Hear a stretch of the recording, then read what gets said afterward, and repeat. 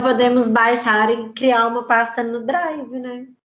Um arquivo é grande. Aí eu estou fazendo isso com meus alunos de História da Matemática e de Equações Diferenciais C. Eu dou as aulas, eu gravo elas sempre, boto em playlists no YouTube. Então, a gente pode até pensar em fazer isso também. Talvez uma playlist que tenha acesso restrito.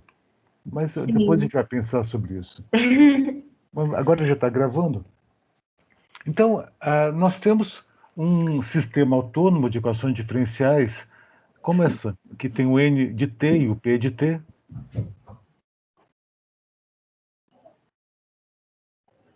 E nós dizemos que é sistema autônomo porque o F e G não dependem explicitamente do tempo. Sim.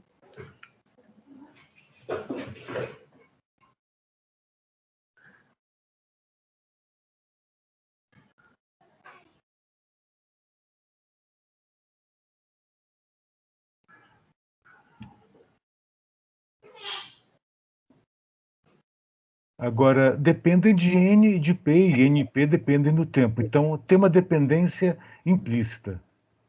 Sim.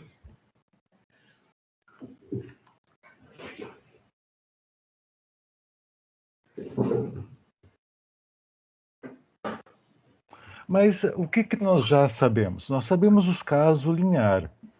Caso linear seria assim, em que você tem dn dt uma combinação linear de np, então a n mais bp, e a derivada do p também é uma expressão linear, do tipo cn mais dp. A gente sabe colocar constantes aqui, então pode ter uma constante k e uma constante l, e sabemos que uma mudança de variáveis elimina essas constantes, tudo bem. Então, depois que você elimina, você fica sem esses termos. E aí a ideia é que você reescreve isso na forma de uma equação linear, assim, derivar uma equação matricial linear. Então, aqui você vai ter uma matriz, que é 2 por 2, A, B, C e D, e aqui o NP de novo. E daí para frente nós temos o método linear. Aqui não é linear. Se fosse linear, seria muito bom, mas não é. Então, a ideia é você chegar num sistema linear que vai ser uma boa aproximação para o sistema original numa determinada vizinhança. E para isso, eu primeiro eu sou, às vezes, fanaticamente didático, então eu vou fingir que você não sabe nada e vou lembrar do caso unidimensional, que é com uma função só f de x comum. E ver o que a gente faz nesse contexto.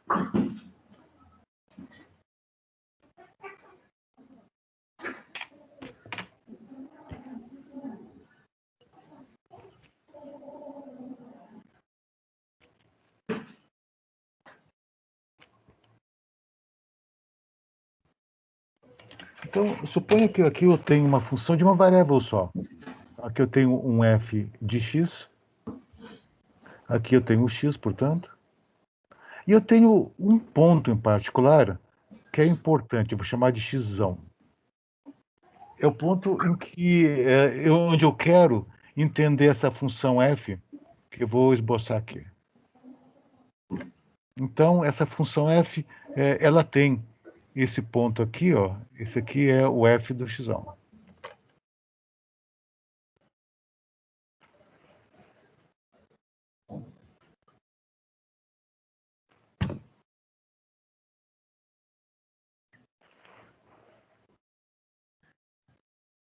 Agora, a pergunta é, se eu estiver próximo desse ponto x, digamos aqui nessa faixa próxima, eu gostaria de aproximar essa função por uma reta.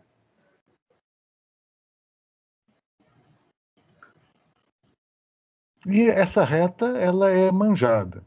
Qual é a reta? É a reta tangente à função f no ponto x. Então, aqui você tem aqui vou pegar uma cor diferente. Digamos essa aqui mesmo.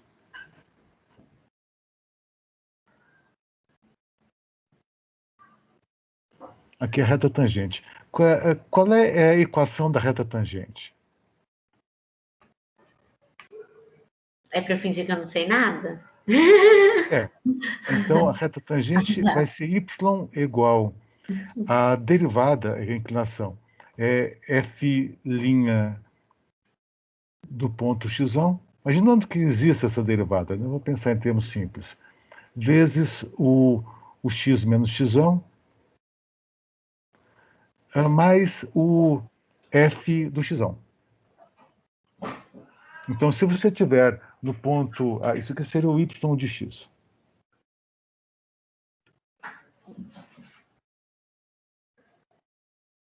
Então, essa reta aqui, y de x. Ou seja, no ponto x, você vai ter o f de x, que é o que você gostaria, bate exatamente. E nos pontos próximos, se x menos x for pequeno, isso aqui está aproximado do f de x. Na verdade, você pode até falar um pouco melhor isso. Você pode dizer que o f de x, ele é o f do x, mais o f' de x, vezes o x menos x, mais uma coisa que eu vou escrever como O2. Isso aqui são graus crescentes de aproximação. Repara que a primeira aproximação por f de x com x próximo do x seria o próprio f de x. Seria considerar esse valor de f de x representando toda essa região aqui próximo do x. Mas eles falam, não, isso não é suficientemente bom. Então, qual é o próximo passo de aproximação? Vou considerar a tangente. Então, você vai até aqui. Você tem aqui a reta agora, a reta que está em verde, e ela é uma aproximação melhor do que simplesmente colocar o f de x. Aí você tem a aproximação melhor. E o que é esse O2 aqui? São termos que decaem mais rápido do que linearmente. Ou seja, são termos de ordem superior a linear. São termos de ordem... Vou escrever x menos x ao quadrado. Se eu tivesse fazendo uma expansão em série de potências, eu teria o termo com x menos x ao quadrado, x menos x ao cubo, etc. Então, esses são termos de ordem x menos x ao quadrado ou maiores. E por que eu posso abandonar eles? Porque eu tenho um x próximo de x, portanto, são termos pequenos. Então, são desprezíveis.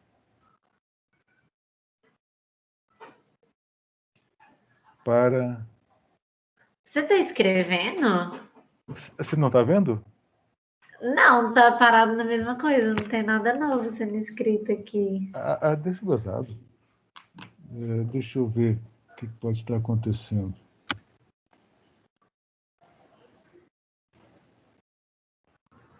Estou escrevendo aqui que nem louco. Deixa eu ver.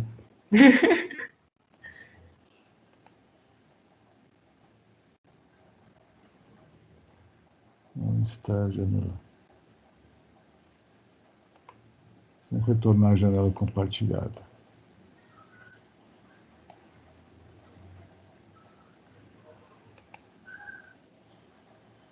Parece que ele parou de encontrar a janela compartilhada.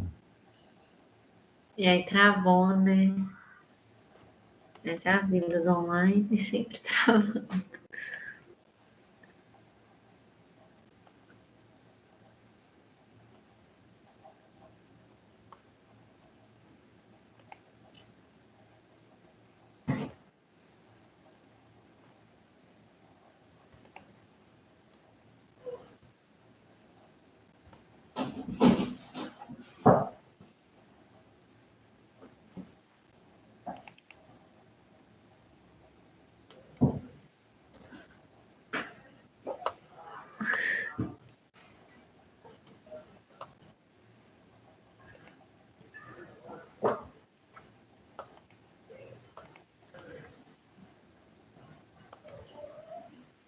Eu acho que eu vou sair e entrar de novo, porque tá estranho aqui. Só um minutinho. Tudo bem.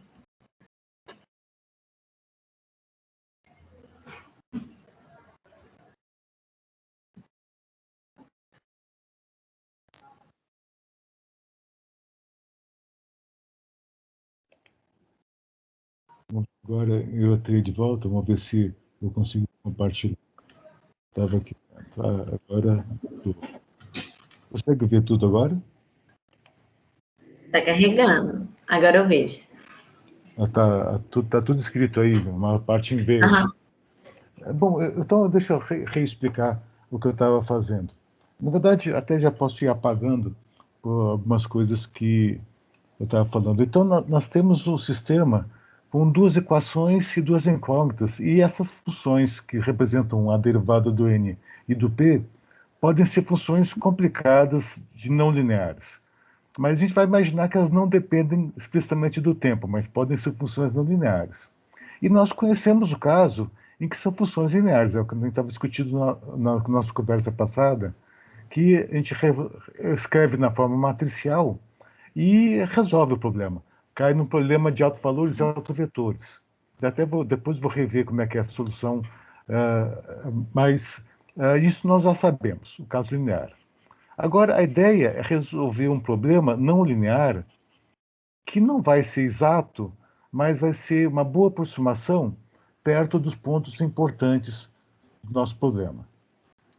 Então, aí, para começar a introduzir a aproximação linear, eu invoquei o caso unidimensional, em que você tem uma função f de x, aqui o gráfico de uma f de x em função do x, uma função de uma variável só, aqui o gráfico em azul da f de x, e num ponto x particular, nós temos a aproximação da função pela tangente. A reta tangente é essa equação, essa que está em verde, y de x, f' de x, é derivado no ponto x, vezes o x menos x, mais o f de x. Ou seja, para x igual a x, isso que vai dar zero, e aí você vai ter... Não queria fazer isso. E aí você vai ter o f de x como resultado. Ou seja, você bate exatamente no f de x nesse ponto, e fora você tem a aproximação linear, você tem essa reta. É uma aproximação boa para a curva em azul, se eu estiver próximo de x. Na verdade, você até pode escrever que o f de x é o f de x mais f' de x vezes x menos x, mais termos de ordem x menos x ao quadrado. Isso aqui é uma que nós chamamos de aproximação de Taylor.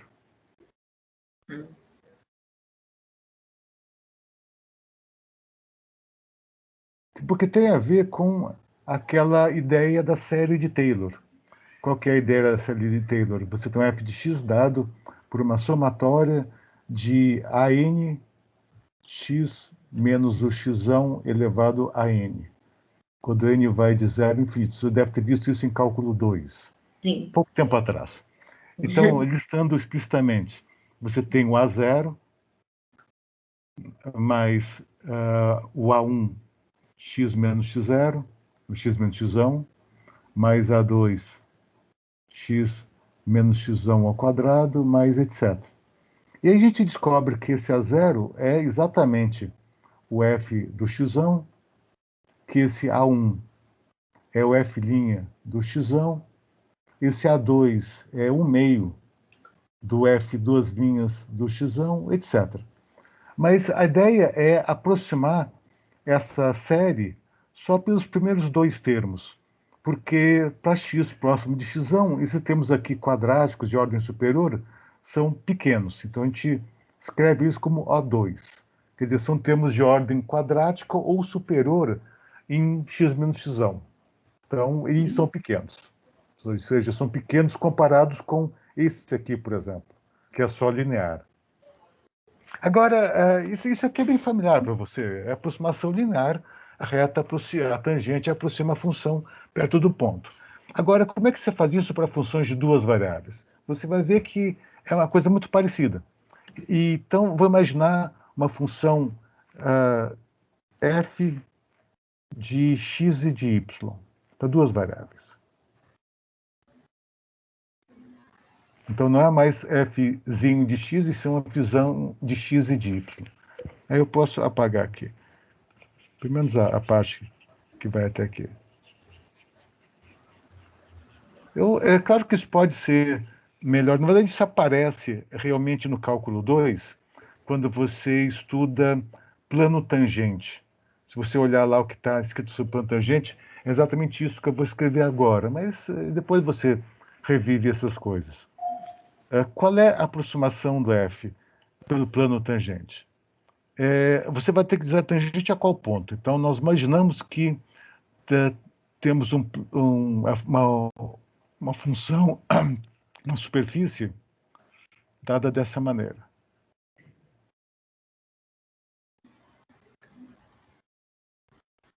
Então, primeiro a gente coloca um ponto aqui, que é o x e y.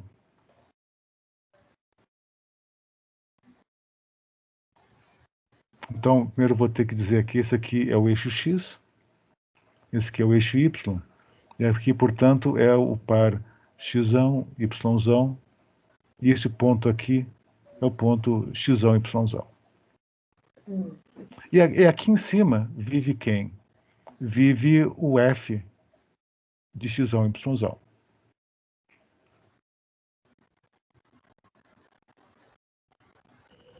E a gente imagina que essa função tenha derivadas parciais nesse ponto, e aí a gente vai ter a noção de plano tangente.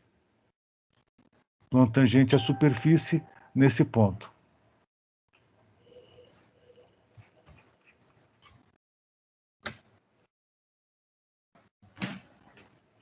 E que aproximação vai haver associado com plano tangente? Essa aqui.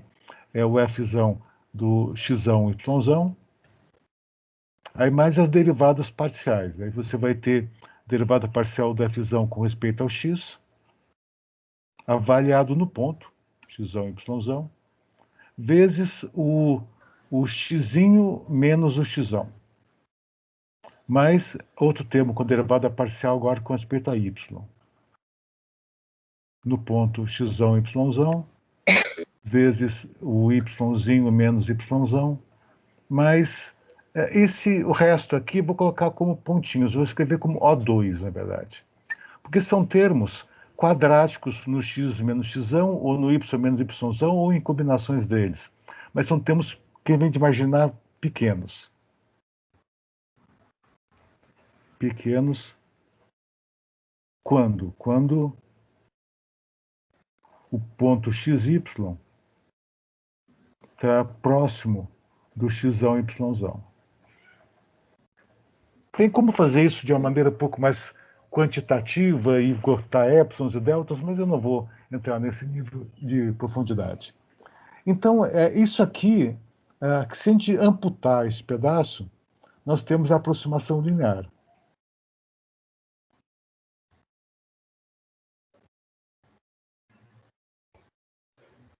Na vizinhança do x, y.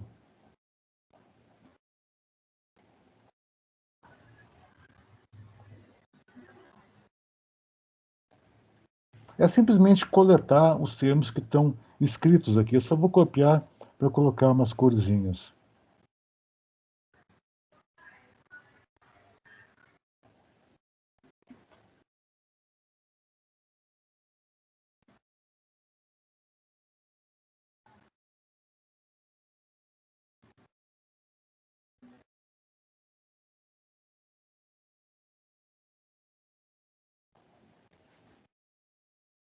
Então, onde eu estou colocando o vermelho são constantes.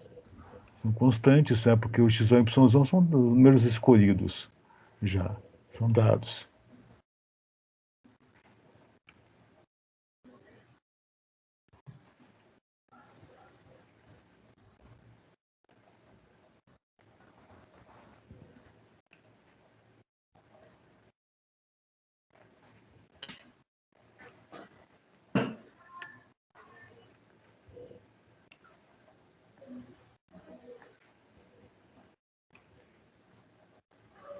Agora, isso aqui já não merece mais um sinal de igual, merece um sinal de aproximado. Porque eu amputei a parte que seria o resto, né? Então, isso aqui virou uma aproximação, isso na vizinhança do x, y. E a ideia da aproximação linear que a gente usa nas equações diferenciais é fazer isso na vizinhança dos pontos de equilíbrio.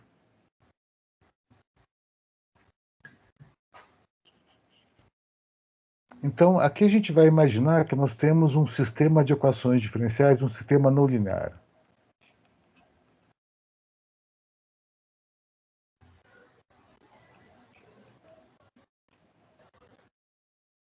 Eu vou usar x, y, que são variáveis mais genéricas, mas no nosso estudo é o n e o p. Mas, genericamente falando, você vai ter um dx dt igual a esse fzão de xy e um dy dt.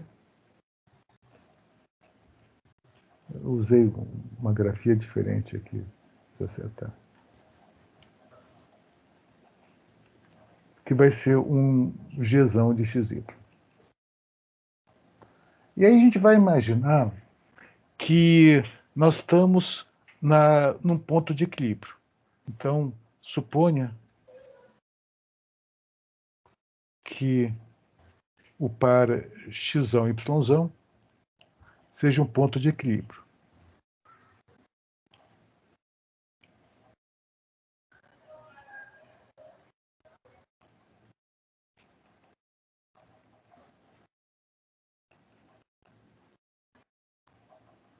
O que significa isso? Significa que o f do x e y é zero e o g também.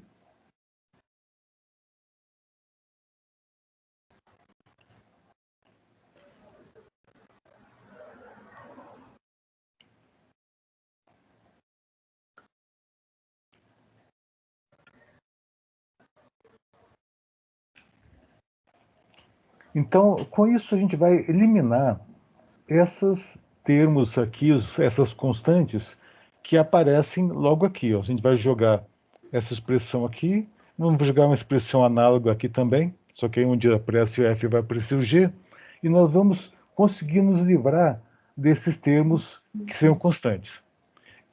Fazendo o quê? Introduzindo novas variáveis aqui e aqui.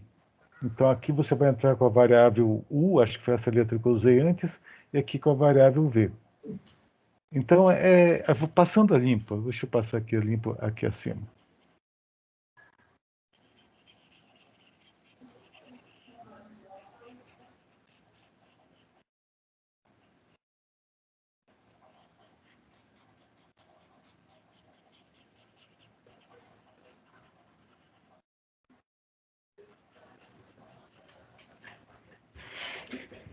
Então, voltando aqui, nós temos a derivada do x,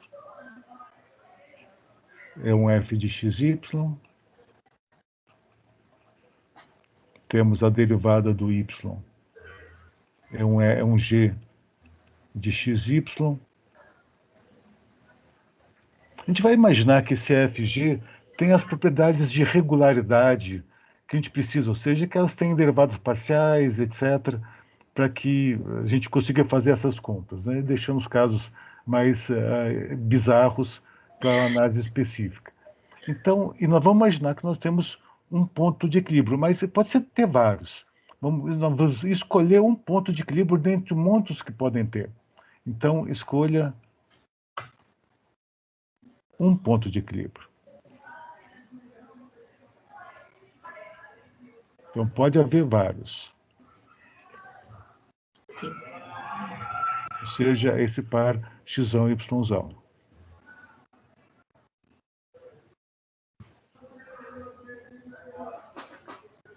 Então, daqui nós já sabemos que o f nesse ponto é zero e que o g também é zero. Porque não basta que seja só num, tem que ser nos dois, as duas variáveis.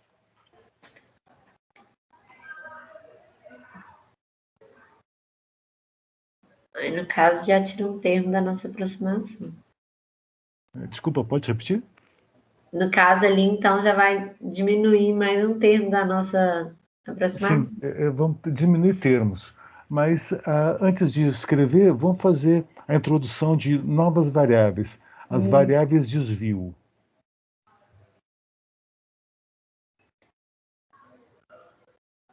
Desvio em relação ao ponto de equilíbrio, ou seja, essa variável u, que é o x menos o x, e a variável v, que é o y menos o y. Elas diferem só por constantes. Então, isso aqui é vantajoso porque a derivada do u é igual à derivada do x. E assim como a derivada do v. A derivada do v é igual à derivada do y. E aí eu posso escrever, aqui onde eu tinha dx dt, boto du dt, onde eu tinha dy dt, boto dv dt. Agora, vamos reescrever as equações diferenciais, depois de feitas essas definições.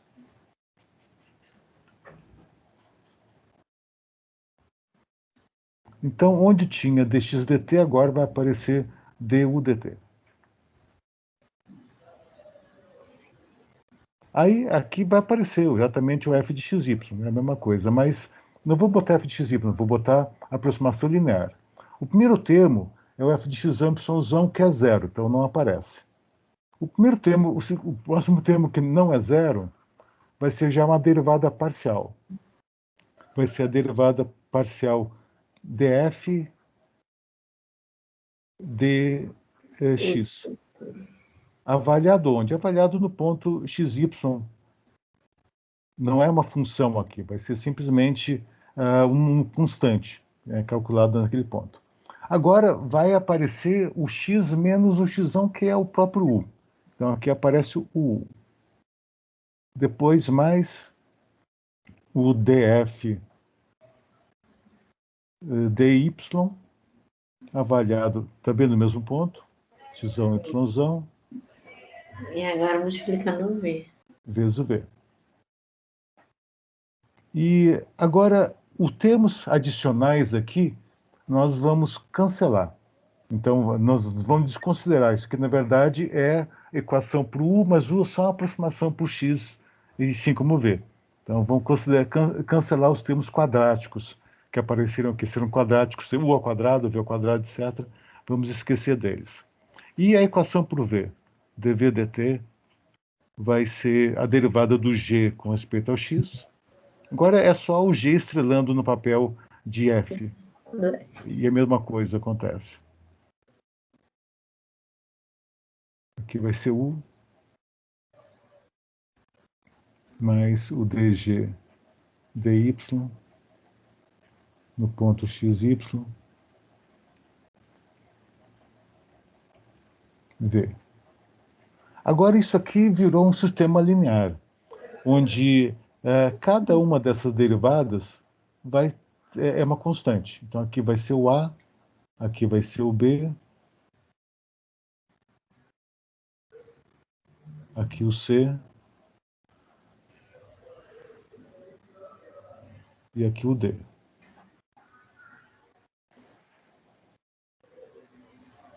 Ou seja, você vai ter essa equação que já é manjada, por assim dizer, derivada do vetor uv é igual a essa matriz com A, B, C, D.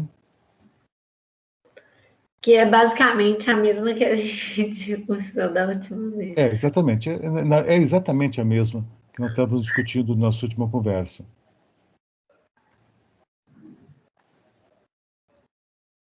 Então, esse é um problema que pode ser resolvido com papel e lápis, na verdade.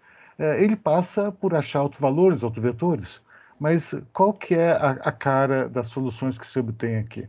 Vamos botar de que nós vamos encontrar, no final das contas, alguma coisa assim, ó. O U de T e o V de T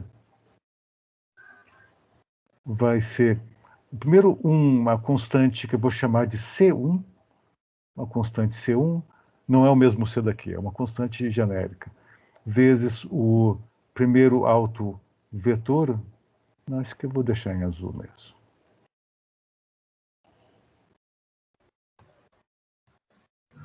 Esse autovetor eu vou escrever ele como Bom, eu vou deixar ele assim, sem botar letrinhas para ele. Aqui eu tenho exponencial de lambda 1t mais um C2. Então aqui eu tenho outro autovetor. Exponencial de lambda 2t, onde eu tenho lambda 1 e lambda 2 vindo como autovetores. Autovalores, desculpa. Autovalores. Lambda 1 e lambda 2. Na verdade, aqui eu só estou lendo o caso mais simples, em que eu tenho dois autovalores diferentes associados a autovetores que vão aparecer aqui. E tem casos mais complicados. Eu posso ter casos em que só tem um autovalor. Aí eu tenho que achar completar essa solução de outra maneira. Aí é um caso particular. Mas, para muitos casos, é isso que eu vou encontrar. Eu vou encontrar U e V. E, portanto, onde que eu vou achar o X e o Y? O X e o Y eu vou tirar daqui. Ó. Então, o X de T vai ser simplesmente o ponto de partida, que é o X, mais o U. E o U eu tiro da expressão que está ao lado. E o Y de T é o Y mais o V. Agora, o que pode acontecer? Bom, depende do que acontece com esses autovalores. Se você tiver o lambda 1 e o lambda 2, algum deles positivo, aí você vai ter um termo que vai crescer. Ou seja, a própria aproximação linear prevê a ruína dela. Porque se o cresce, se o desvio cresce, então você vai eventualmente ficar longe do ponto de equilíbrio. Então, o ponto de equilíbrio ele tende a repelir a sua trajetória de maneira que a trajetória fica longe dele.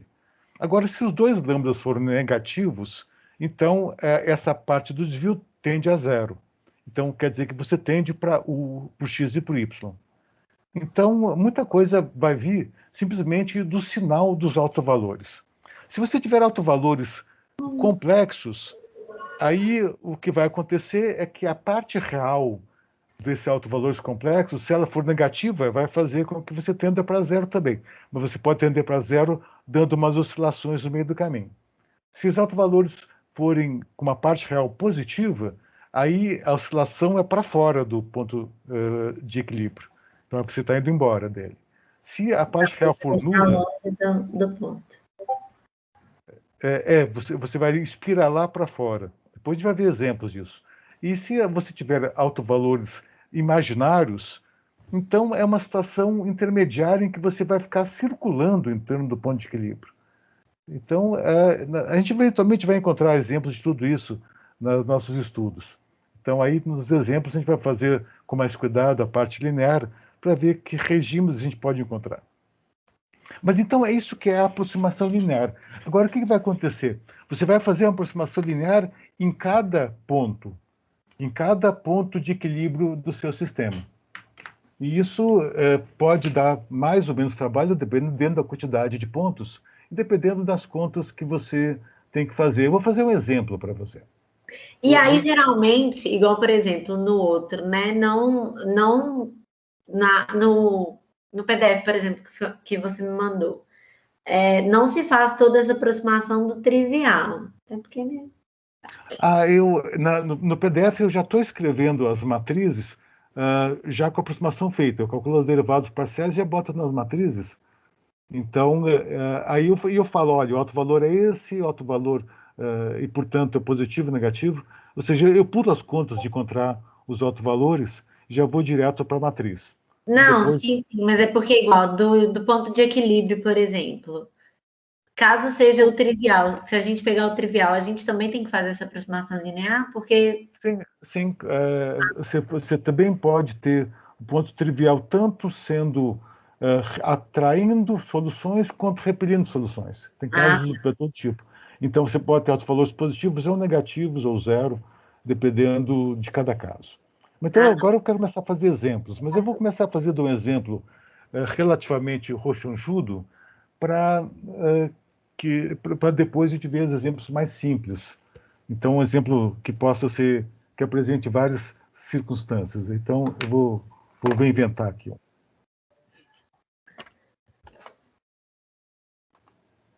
Vamos pegar um exemplo.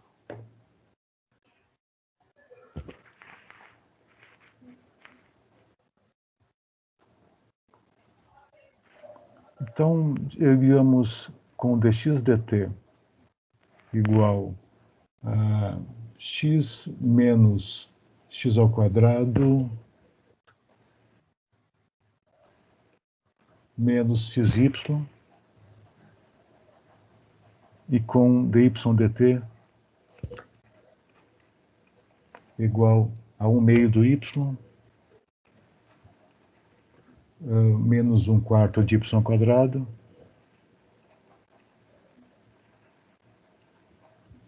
mais menos 3 quartos de xy. Aqui eu estou lendo esse problema de um livro, é um problema proposto.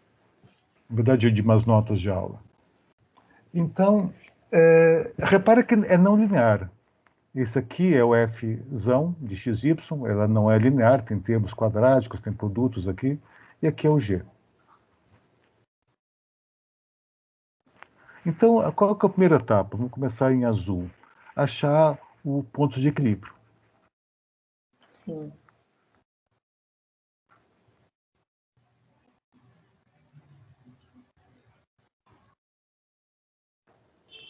Então, aqui você bota, bom, x menos x ao quadrado menos xy igual a zero. E a outra equação vai ser 1 meio do y menos 1 quarto do y ao quadrado menos 3 quartos do xy. E 0, 0, no caso, trivial, né? Tem alguns que são fáceis, outros que são difíceis. Esse aqui, em particular, não vai ser tão difícil, porque eu acho que você deve estar vendo já que eu posso fatorar um x aqui, ó. É que eu vou ter 1 menos x menos y igual a zero. Ou seja, o x igual a zero é uma possibilidade. E aqui embaixo eu posso fatorar um y. Na verdade, eu vou fatorar um y sobre 2. Sim. Ou até melhor, eu vou fatorar um y sobre 4. Então aí vou ter um 2y menos y ao quadrado. Não, aqui não é 2 só. Isso. 2 menos y. E aqui vai dar menos 3x. Igual a zero. Então, aí eu pergunto, eu preciso que tenha zero nas duas equações. E eu posso obter o zero nas duas equações, zerando esse pedaço ou esse pedaço ou esse. Então, vamos imaginar x igual a zero. X igual a zero e outra opção, aí com x igual a zero, zero a equação de cima. E para zerar a equação de baixo, eu vou poder fazer y igual a zero, é uma opção. Outra opção, x igual a zero, ou 2 menos y, aí o x igual a zero, portanto o y igual a 2, mas já vou botar y igual a 2.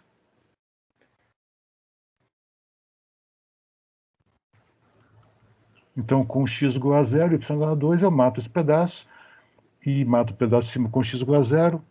Outra possibilidade, vamos botar aqui y, agora vamos imaginar que o x não seja igual a zero, e vamos botar o y igual a zero, me dá uma outra possibilidade aqui. Y igual a zero, x igual a 1. Se eu botar y igual a zero aqui, eu vou zerar esse pedaço, e com x igual a zero já levei em conta, mas eu posso ainda ter x igual a 1. X igual a 1 também. E tem outro caso em que eu não boto nem x nem y igual a zero, mas eu boto os parênteses iguais a zero. Ou seja, é um caso de que x mais y é igual a 1, ou seja, eu estou zerando 1 menos x menos y, e o caso em que 3x mais y é igual a 2. Então eu passei o y para lá, o 3x para lá. Então essas duas equações, aí eu posso, por exemplo, subtrair uma da outra, vai dar menos 2x, que é x menos 3x, é igual a 1 menos 2 menos 1. Então, x igual a 1 meio E quanto é que vai ser o y? Aí eu pego daqui, y igual ao meio também. Isso. Então é o último ponto de equilíbrio. X igual ao meio, y igual ao meio. Então, claro, o 0,0 é o ponto de equilíbrio trivial, por assim dizer. O 0,2 já é outra coisa, mas é um ponto. São esses dois aqui, ó. Esse aqui será o trivial. Não tem nada lá. Aqui você tem. Qual seria a palavra? Mono. Não, eu vou botar diferente, vou botar sem convivência.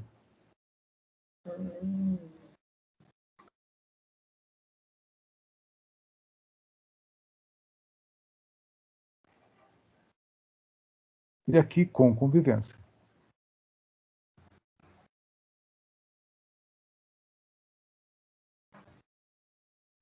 E até é interessante dar uma olhada numa coisa que é o diagrama de trajetórias desse problema.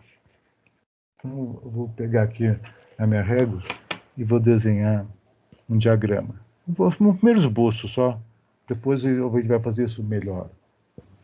Mas um esboço assim. Ó.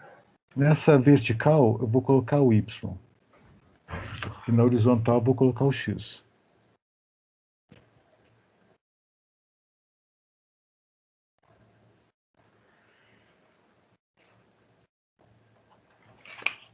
Vamos marcar aqui os pontos. Vou colocar aqui o ponto trivial, que é o 0, 0. Eu tenho um outro ponto que é sem convivência, com x igual a 0 e y igual a 2. Então, mais ou menos por aqui. E outro ponto com x igual a 1 e y igual a 0. Aqui. E o ponto interessante mesmo que é 1 meio e 1 meio. Então, seria um ponto por aqui, ó. 1 meio e 1 meio. Então, só para ter uma ideia aqui é o 1, aqui é o 2, e aqui seria o meio e o meio. Então, agora a questão é a seguinte: as minhas trajetórias, elas vão para onde? Elas vão para o 0, 0, vão para o meio, meio, algum desses outros pontos. E essa trajetória, o ponto para onde ela vai, depende do ponto inicial, porque o ponto inicial pode estar aqui, ó.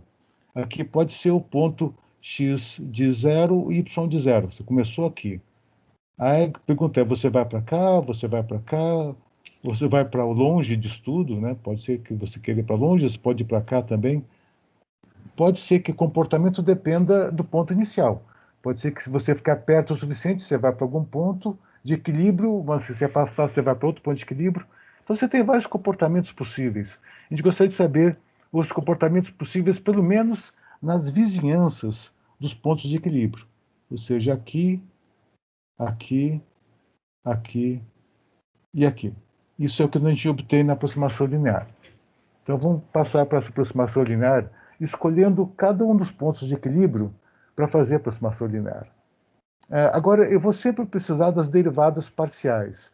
Então, já vamos arrumar um ponto aqui para armazenar as derivadas parciais, porque e isso em todos os casos eu vou precisar delas. Então, vamos fazer a conta aqui das derivadas parciais. Vou botar elas aqui. df dx vai ser 1 menos 2x menos y, o df dy vai ser menos x. Se notar algum erro aqui, pode me chamar, tá? dg dx vai ser, estou vendo só menos 3/4 de y. E o dg dy vai ser, aqui eu tenho um termo, 1 meio, depois 1 meio de y, menos 1 meio de y, e finalmente menos 3/4 de x. Essas derivadas vou ter que avaliar em cada um desses pontos aqui. Mas agora vamos fazer os sistemas lineares equivalentes na aproximação linear de cada um desses pontos. Então, eu vou deixar os pontos armazenados aqui também. Vamos deixar eles em verde. São os pontos 0, 0, o ponto 0, 2, o ponto 1, 0 e o ponto meio, meio.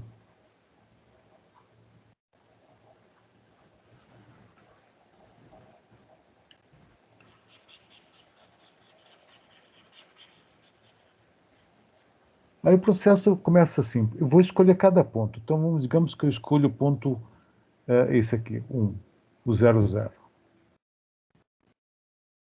Então, o ponto P1 é igual a 0, 0. O primeiro ponto de equilíbrio. Olha só como é que vai ficar a minha equação. Equação matricial. Aqui o U e V são, na verdade, os próprios x e y. Porque o U vai ser o x menos 0 e o V vai ser o y menos 0. Eu vou até poder usar x e y mesmo, mas no caso geral eu vou ter que mudar mesmo, então vou manter o U e V. E aqui a matriz vai ser a matriz com cada uma das derivadas avaliadas no ponto 0, 0. Então, o caso geral da matriz, eu vou escrever ele aqui. Ela vai ter a derivada do f com respeito ao x, nessa posição, no ponto x, y, a derivada do f com respeito ao y, nessa outra posição, x, y, derivada do g, em relação ao x, e a derivada do g em relação ao y. Isso estava num quadro que eu já apaguei da montagem daquela matriz. Agora A, B, C, D. Então, quem que vai aparecer nesse cantinho aqui? Eu pego a derivada do f com respeito a x e boto x igual a 0 e y igual a 0. Então vai aparecer o 1. Quem aparece aqui, eu pego a derivada com respeito a y e boto x igual a 0 e y igual a 0. Vai aparecer um 0, então. Aqui nesse canto é o dg dx. Essa expressão no ponto 0, 0 vai dar 0 também. E aqui nesse outro canto, eu boto x igual a 0, y igual a 0, vai dar 1 meio.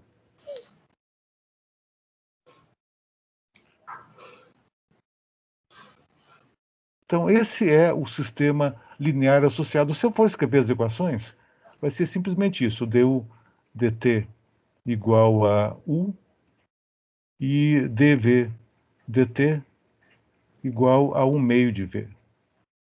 Ou seja, é um caso elementar que é diagonal. Inclusive desacoplado, porque nem mesmo aparece o v complicando a vida do u ou o u complicando a vida do v.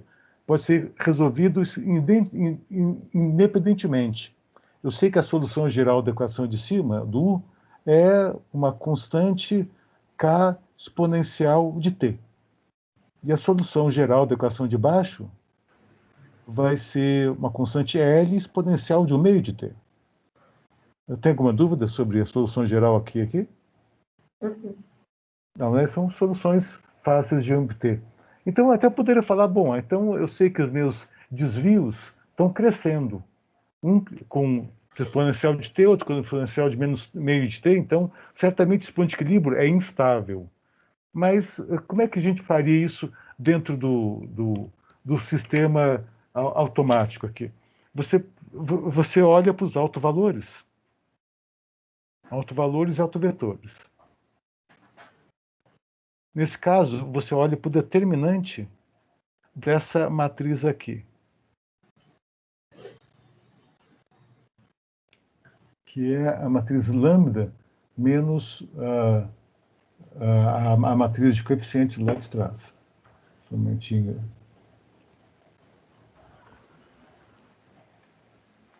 Eu não me lembro se eu coloquei como... Eu desloquei alguma coisa aqui.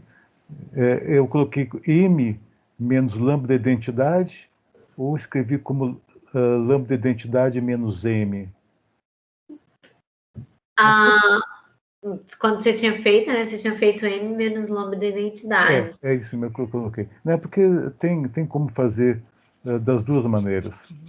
Porque a equação vai se igualar a zero, então o sinal não muda nada. Então eu botei como M menos lambda identidade, ou seja, aqui vai ser 1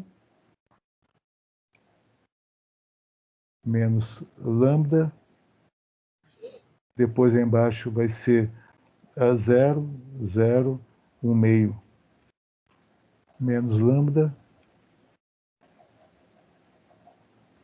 e quando a equação de autovalores é igual a zero. Então aqui você vai ter 1 menos lambda vezes 1 meio menos lambda igual a zero. O que é um problema elementar, né? Então, na verdade, eu só estou enchendo a linguiça, porque era óbvio, é lambda igual a 1, uma solução, e o lambda igual a 1 meio a outra. Que são exatamente os dois números que eu encontrei aqui, o 1 e o meio. Agora, e quais seriam os autovetores? Bom, os autovetores eu obteria resolvendo esse sistema aqui. Ó. Eu vou colocar lambda igual a 1, por exemplo. Lambda igual a 1. Aí boto lambda igual a 1 e vou resolver o sistema 0, 0, 0. Aí com lambda igual a 1 vai dar menos 1 meio. Vezes, vou botar aqui AB igual a 0, 0. Essa equação para encontrar o autovetor. A equação de cima é 0 igual a 0, então não tem nada. E outra equação é menos 1 meio de B igual a 0. Ou seja, só B igual a 0. Ou seja, aqui você vai obter um autovetor que é assim, 1 e 0. E qual que vai ser o outro autovetor associado a lambda igual a 1 meio? Se você fizer essa conta, você vai encontrar esse outro autovetor, 0 e 1, pela mesma razão. Porque você vai zerar esse elemento aqui e você não vai zerar esse. Então o A vai ter que ser igual a 0 e o B não. O B pode ser qualquer coisa. Então aqui o A qualquer coisa, esse 1, 0 e a constante genérica multiplicando. Aqui o B qualquer coisa, então bota uma constante genérica e o 0, 1. Ou seja, usando essa técnica que eu já tinha mencionado antes, você escreveria o U e o V, o vetor UV,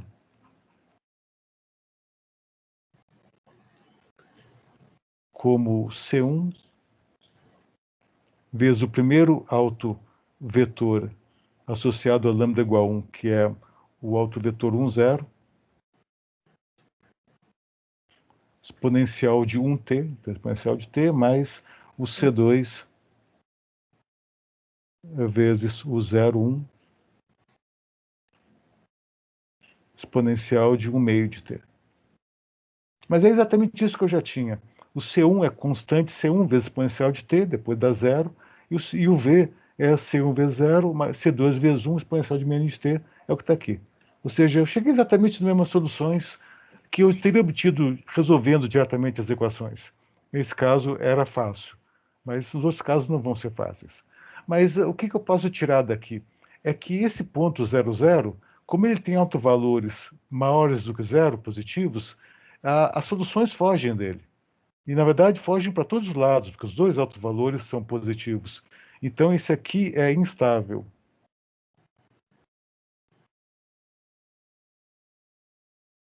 Esse autovalor 0, 0 é instável, ou seja, o sistema não quer se extinguir, ir para o 0, 0, espontaneamente.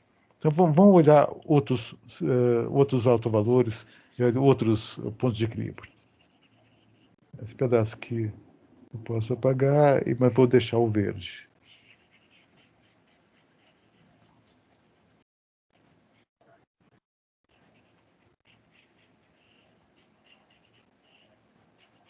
É claro que os próximos problemas, os próximos pontos, vão ser menos triviais. Então aqui, porque se fosse tudo fácil, né? Não é. Mas se fosse tudo fácil, ninguém ia pagar uma fortuna para os matemáticos. Então, pode o ponto 02 agora. Então, aqui nem vou escrever equação matricial, vou escrever só a matriz. A matriz que você vai obter é essa matriz que eu coloquei aqui em verde, só que substituindo x igual a 0 e y igual a 2. Então, aqui eu vou ter menos 1, df dx vai dar 1, menos 0, menos 2 vai dar menos 1. O df dy para x igual a 0 vai dar 0. O dg dx aqui vai dar menos 3 quartos vezes 2, vai dar menos 3 meios. E o dg dy, aí tem que fazer um pouco mais de conta. O x igual a 0, o y igual a 2, então vai dar 1 meio menos 1, vai dar menos 1 meio.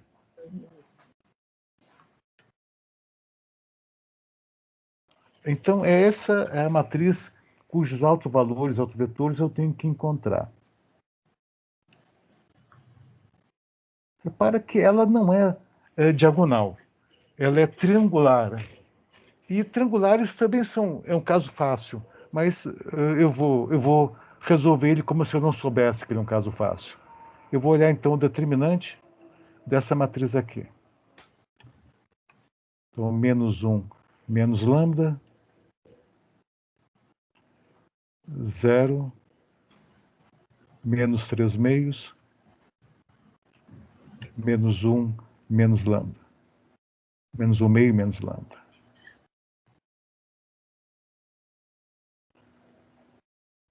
Eu vou igualar esse determinante a 0. Portanto, aqui eu vou ter a diagonal principal, menos 1 menos lambda, vezes o menos 1 meio menos lambda.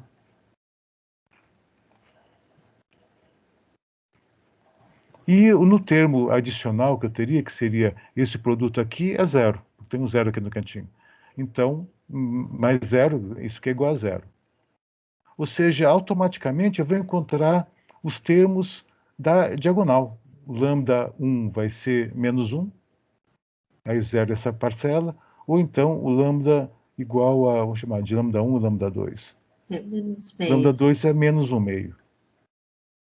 Ou seja, mais uma lição de vida.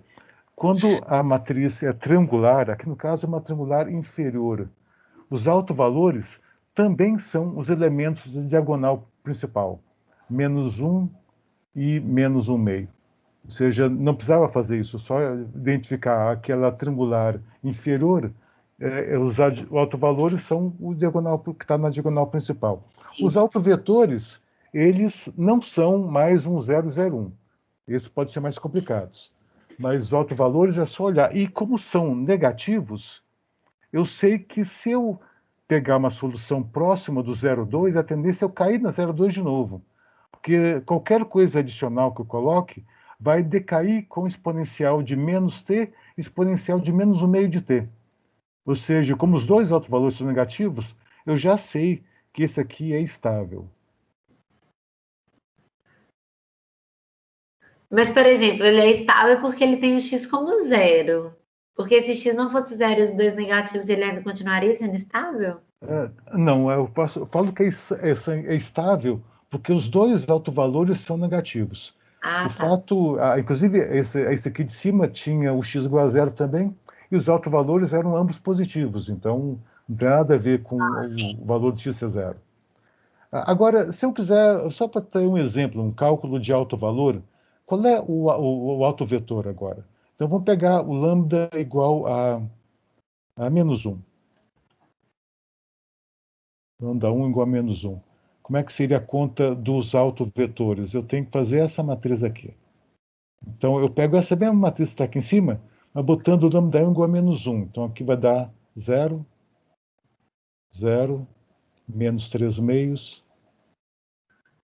E aqui embaixo, menos 1 meio mais 1. Então, vai dar mais 1 meio. 1 meio. Vezes o vetor AB, é igual a 0, 0. Isso é o esquema para encontrar o autovetor. A primeira equação que vem daqui é 0 igual a 0, que é uma equação trivial, ela é trivialmente satisfeita, e na verdade ela desaparece. Por quê? Porque os autovalores sempre fazem o sistema ser indeterminado. Então, se você tem duas equações, ou elas são a mesma equação fantasiada, ou uma delas é zero. Zero igual a zero, que é o caso aqui. Então, vai lembrar só menos 3 meios já, menos... Aqui era menos 1 meio, não, mais 1 meio. Mais 1 meio de B, igual a zero. Portanto, a gente vai te passar um tempo para cá, 3 meios de A para lá, o B igual a 3A. É o que nós tiramos daqui, B igual a 3A. Portanto, o vetor, o autovetor vai ter essa cara aqui.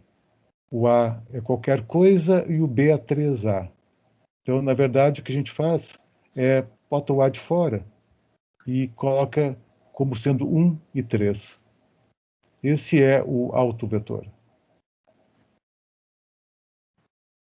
Esse é constante aqui, é constante qualquer coisa multiplicativa, vai dar um autovetor também associado ao autovalor menos 1 meio, é menos 1.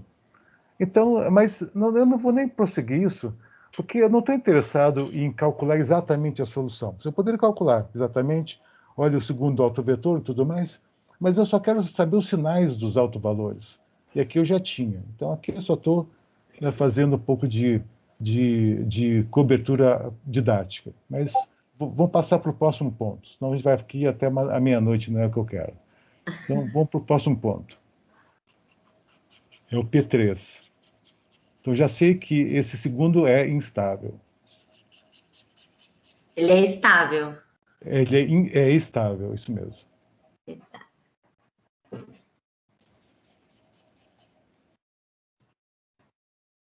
Então, o terceiro ponto é o ponto 1 e 0. 1 e 0. Então, aqui eu já vou fazer cada vez menos conta. Eu já vou escrever a matriz cujos valores eu quero encontrar aqui, ó. Então, que matriz eu tenho? Para 1 e 0, aqui vai dar 1 menos 2 menos 0, vai dar menos 1. Então, aqui começa com menos 1. Menos 1 de novo. Menos 1. Aqui é menos 1 também. Só que aqui eu já vou colocar o menos lambda também. Aqui vai dar menos 1. Aqui embaixo é 0, então vai dar 0. Sim. E finalmente... Meio mais 3 quartos. Isso dá... 1 meio menos 3 quartos. 5 Então, quartos. na verdade, que é menos 1 quarto, não é? Porque é 2 quartos menos 3 quartos. Acho que é menos 1 quarto. Ah, tá. O X é 1, né? Eu confundi. Achei que o X era menos 1. Tá tudo bem. Então, menos 1 quarto menos lambda.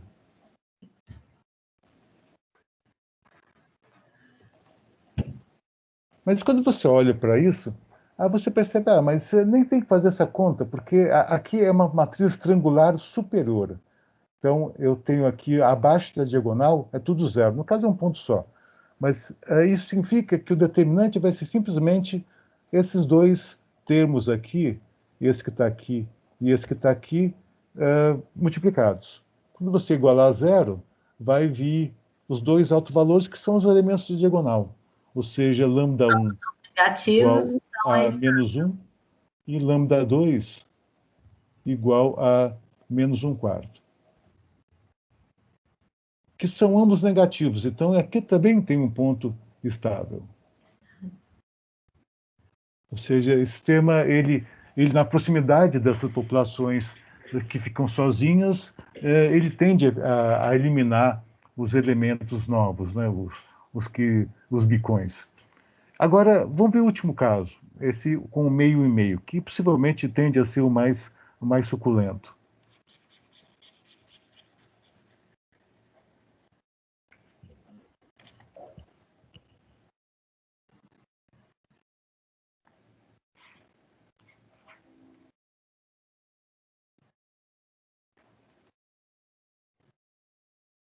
Então, aqui a matriz, ela vai ser construída dessa maneira aqui. Então, com 1 meio e 1 meio, vai dar, eu acredito que vai dar menos 1 meio aqui, no primeiro elemento. menos 1 meio de novo. Ah, menos lambda, né? Já de uma Aqui vez. menos 1 meio também, né? aqui nesse... Aí depois eu vou fazer o menos lambda na diagonal. Menos 3/8? Isso É mesmo. menos 3/8, isso.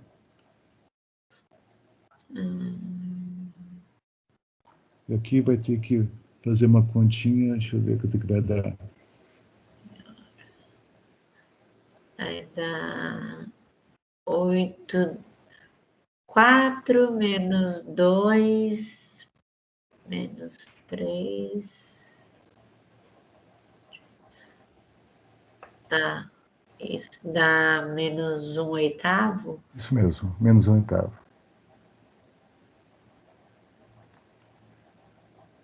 Então, menos 1/8, menos o lambda.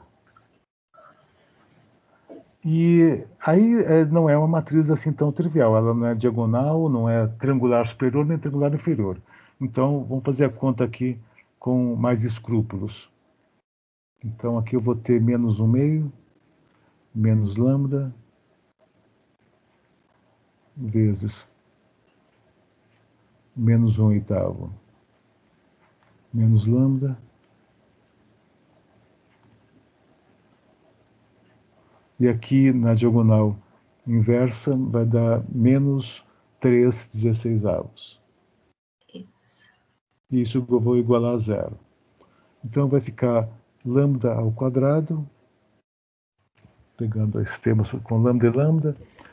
Temos aqui 1/2 e mais 1/8. Então nós temos 9/8. Não, 5/8.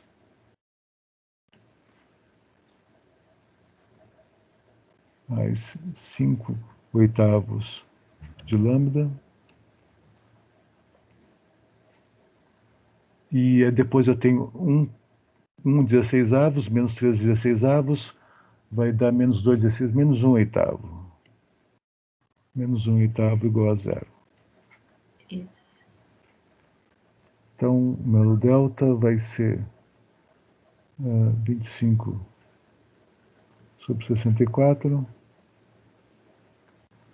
menos 1/2. Portanto, vai dar menos 32, me dá menos 7/64? É. Exato, deu. É só ver se as contas são tão boas aqui.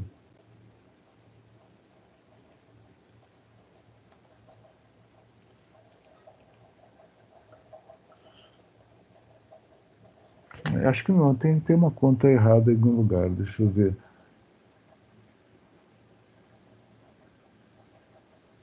Ah, não, é porque eu tenho o sinal trocado aqui, é mais. B2 menos 4AC, então aqui é mais. Tá, é verdade. É menos com menos. Isso. Então é 32, é 57/64 avos. Então ele é positivo, maior que zero. Era o que eu esperava que ele fosse mesmo. Então, nós temos os autovalores aparecendo aqui. O lambda 1 vai ser menos B, portanto, menos 5/8. Depois vou dividir por 2. Então, eu vou botar assim, menos 5/8, mais a raiz de 57/64 avos, vou passar limpo depois, dividido por 2. Então, vai dar... Tem um 8 vindo daqui, vai dar um fator de 1/16, menos 5 mais raiz de 57. E o lambda 2, bom, aí só trocam o sinal. É 1/16, menos 5, menos raiz de 57. Bom, então, olha só, você tem ambos negativos, porque raiz de 57, não, negativo não, isso aqui é positivo. Raiz de 57 é maior do que 5, né? Porque é maior do que raiz de 55, é maior do que raiz de 25. Então, esse aqui é maior que zero, e esse aqui é menor do que zero. Sim. Então, eu tenho os pontos onde você tem um alto valor positivo e outro negativo, eles são interessantes, mas eles são instáveis também. Mas é uma estabilidade interessante, que ela tem uma direção que é estável e uma direção instável. A direção instável arruína a vida do ponto de equilíbrio, mas não da mesma maneira que quando você tem os dois autovalores positivos. Mas, por enquanto, só para a gente ter uma ideia do que vai acontecer, eu tenho esse gráfico, que eu vou procurar aqui nos meus arquivos, eu tenho um gráfico das trajetórias que você vai encontrar nesse caso. Deixa eu ver onde é que está. Eu fiz isso muitos anos atrás, num curso que eu dei na pós-graduação da economia, de otimização dinâmica. Eu fiz esse gráfico, eu acho que é esse aqui. Então, os pontos de equilíbrio sem convivência foram os únicos de São os únicos que são estáveis. Os que são estáveis, então. Deixa eu ver se está aqui.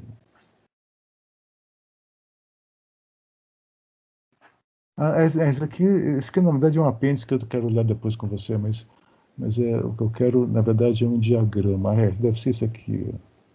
Diagrama 8. Só aparece o whiteboard para mim. Não aparece se você tiver aberto outra coisa. Aparece você mexer na mãozinha, porque eu acho que você está compartilhando só o whiteboard. Mãozinha? O que você está falando? É porque aparece você mexer na mãozinha do mouse. Só que não aparece o documento, porque eu acho que você está compartilhando o whiteboard. Aí não aparece. É porque eu não estou te compartilhando. Agora eu vou te mostrar a imagem. Eu estou falando só para mim mesmo, porque você não está vendo o que eu estou vendo. Mas agora sim eu vou compartilhar certo. Aqui. Viu esse desenho aqui? Isso aqui, bom, acabou ficando prejudicado pela quantidade de linhas que tem. Então tem mais linhas do que deveria ter. Mas, deixa eu voltar aqui. Aqui é um eixo. Aqui é o eixo X e aqui é o eixo Y. Então os pontos de equilíbrio, aqui é o 0, 0, aqui é o 1, 0, x igual a 1, y igual a 0, aqui é o x igual a 0, y igual a 2, e aqui é o meio, 1 meio. E aqui você está vendo essas setinhas que mostram as trajetórias que dependem do ponto inicial. Se você começar por aqui, você vai ter essa trajetória aqui. E olha só que interessante, todas as trajetórias que começam próximo do 0, 0 são repelidas, elas têm essas setas que vão embora. Sendo que algumas são capturadas pelo ponto de equilíbrio aqui de cima. Elas vão aqui para cima e acabam indo lá para o 0,2. Outras são capturadas pelo 1,0. Aqui você tem trajetórias que vão aqui para o 1,0. Elas fazem uma curva e vão para lá. E outras não são capturadas pelo mesmo ponto de equilíbrio, elas vão para o infinito. Para cá, para cá, para cá, para cá. Por quê? Porque a aproximação linear ela só vale próximo do ponto. Então, eu não posso dizer que esse ponto atrai as trajetórias de maneira global. Ele atrai as trajetórias que estão perto dele. Então, algumas vão para lá, que estão pertinho, que chegam perto o suficiente, aí são engolidas por ele. Mas essas que estão mais longe, elas podem não ser atraídas por ele. Podem ir lá para o infinito, para uma direção ou para outra. Enquanto que esse ponto aqui, ó, repara o que acontece. Ele até parece que é atraente, mas eventualmente elas vão embora. Ou seja, as trajetórias, elas inicialmente se aproximam, depois elas vão embora quando elas se aproximam muito. Por quê? Porque você tem uma direção que é atrativa. Essa aqui é a direção atrativa. É a direção do alto vetor associado ao alto valor negativo. Então, ela é atrativa, mas, eventualmente, você chega perto do ponto e é repelido e vai lá para outro ponto, por exemplo, ou para cá, porque esse ponto, na verdade, é instável. Então, um ponto que tem um alto valor positivo ou negativo, ele até pode parecer ser atrativo para algumas trajetórias até chegarem perto desse ponto. Aí descobre que não é. Ela só está chegando perto, né? Elas chegam perto, mas eventualmente elas são repelidas. Então, esse comportamento ele é muito interessante. A gente chama de ponto de célula. Quando você tem autovalores positivos e negativos, vira um ponto de célula. Os pontos de célula têm comportamentos muito legais. inclusive explorados. Eu cheguei a comentar para você que os economistas gostam muito de pontos de célula, porque você imagina que a economia, o ponto que você quer chegar é isso aqui, o meio, mas ele não é estável.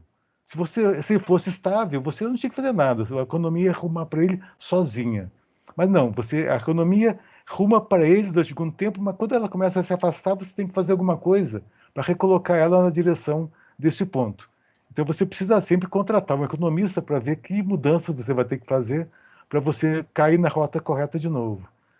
Então, é exatamente a circunstância que eles mais gostam, porque um ponto de equilíbrio que é repulsor em todas as direções, como esse ponto trivial, não é interessante, que não há o que fazer. Você vai sempre fugir dele. Um ponto que é atrator, ele não, em todas as direções, também não quer dizer muita coisa, porque você vai para lá eventualmente. Se você começar perto dele, você cai lá. Agora, um ponto que é um ponto de célula exige uma ação permanente para você ficar perto dele.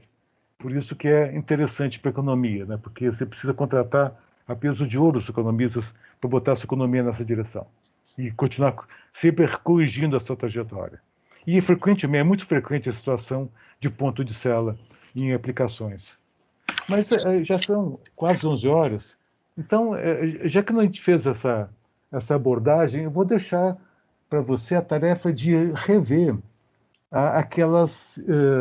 aquelas apresentações onde eu explorei os pontos de equilíbrio do sistema presa-predador.